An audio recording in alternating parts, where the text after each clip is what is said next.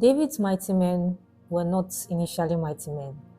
They were considered as, people who were owing debts, people who were in distress, people who were discouraged, and that was just how they described these men initially before they started working with David.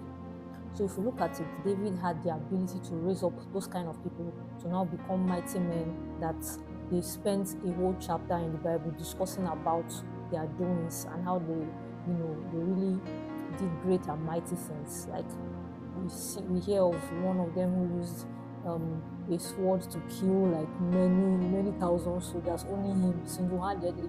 And there was one they said the sword clinged to his hand because he was fighting and he was tired to the extent that the sword, he could no longer move his hand, the sword just cling to his hand. And like that was how he defeated the people he was fighting with.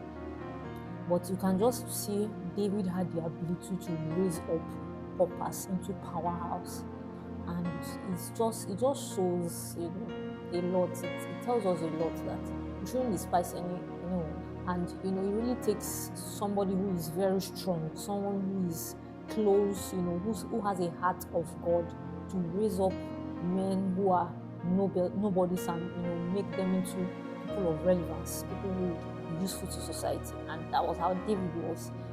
And this story always amazes me because it just shows that there is nobody that God cannot transform.